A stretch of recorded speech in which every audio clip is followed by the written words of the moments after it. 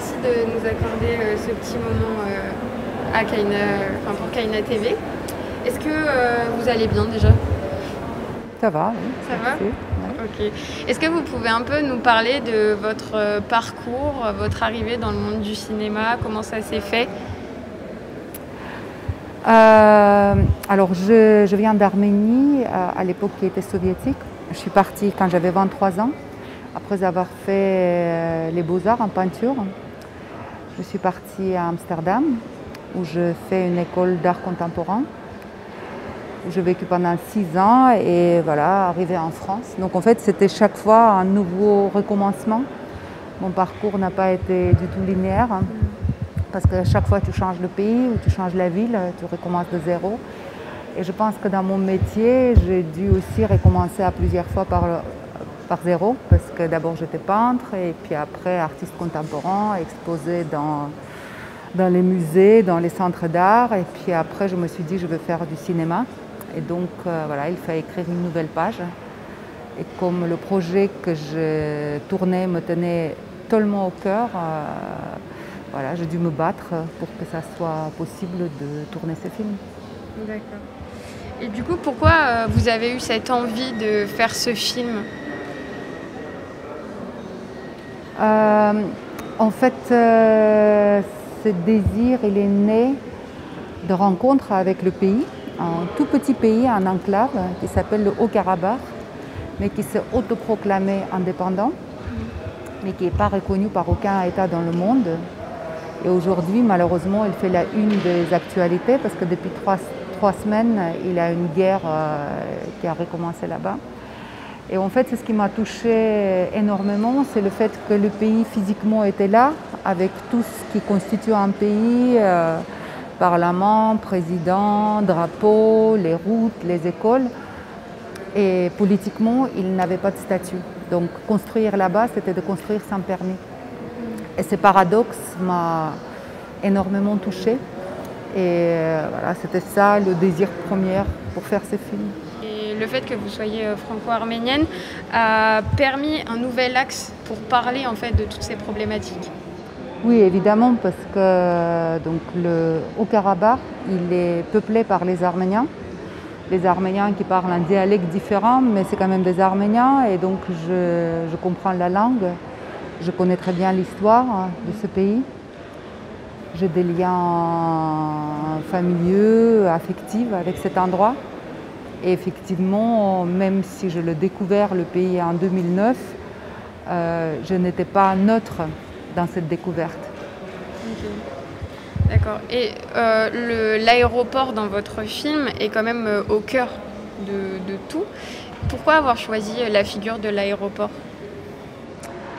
En fait, c'est très beau l'aéroport parce qu'en fait, ça permet des avions du monde entier d'atterrir et de partir.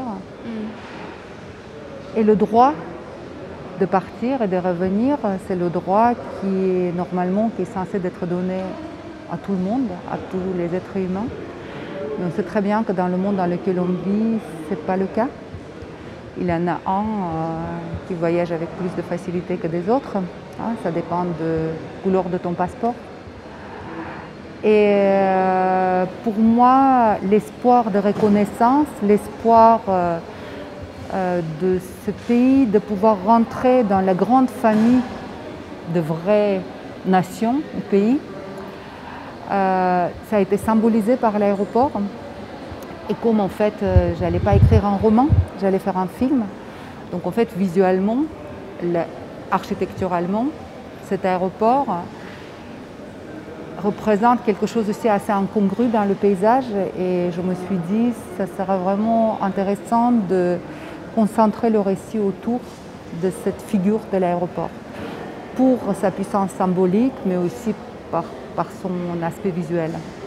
Et du coup, au niveau du casting, vous avez vraiment un casting vraiment hétéroclite dans tous les sens du terme, pas forcément que français. Pourquoi avoir fait ce choix de faire jouer des personnes qui vivaient là-bas, en plus de personnages, d'acteurs français? Bon, déjà, c'était important pour moi de rester dans l'authenticité de la dialecte et de la langue.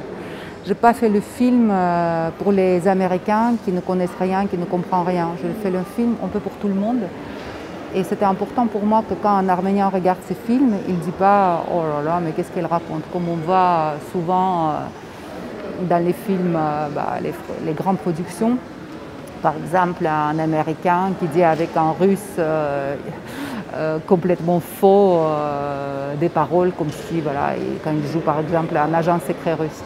Donc pour moi, c'était important cette authenticité de la dialecte.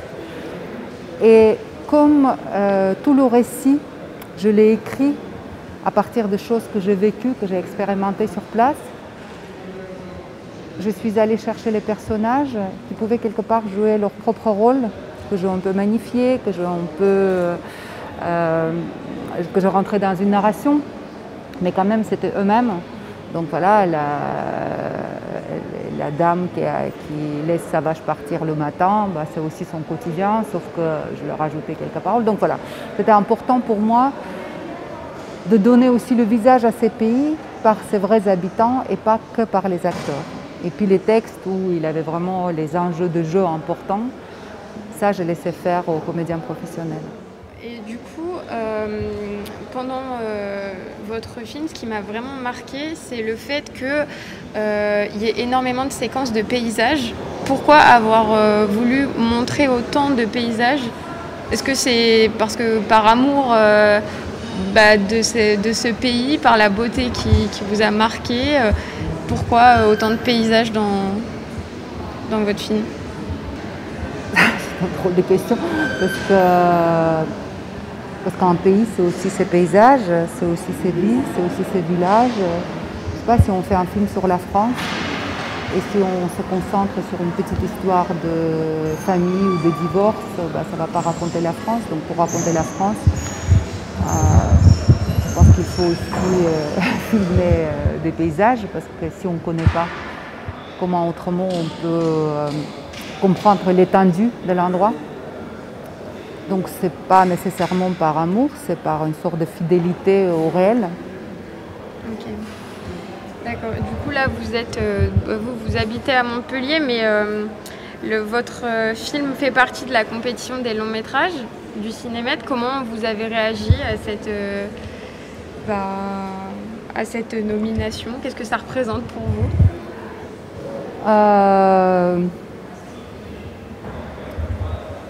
Bon, j'habite à Montpellier, mais je travaille depuis toujours ailleurs.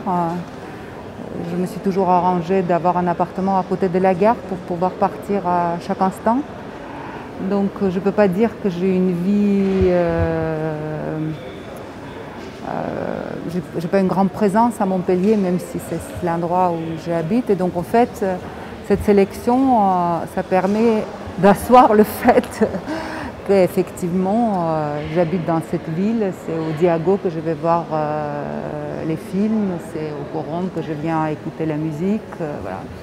Donc c'est très touchant, et pendant cette première projection, et là, là maintenant la deuxième projection, en fait je vois plein de gens dans la salle qui ont vu dans le programme mon nom et qui sont venus voir.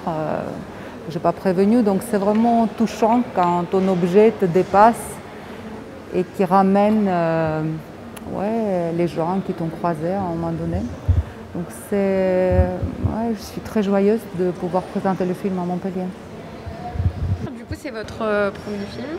Est-ce que ça vous a donné envie de repartir, faire des films? Est-ce que vous avez des projets pour les années qui arrivent? Oui, j'ai des projets. C'est pas le fait de l'avoir fait qui m'a donné envie.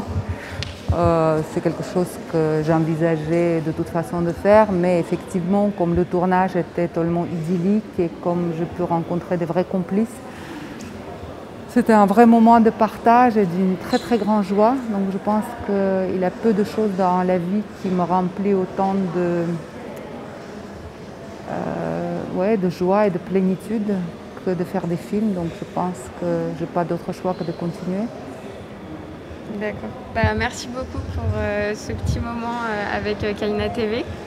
J'espère vous revoir bientôt dans les locaux pour échanger avec vous sur vos prochains films. Merci beaucoup. Merci.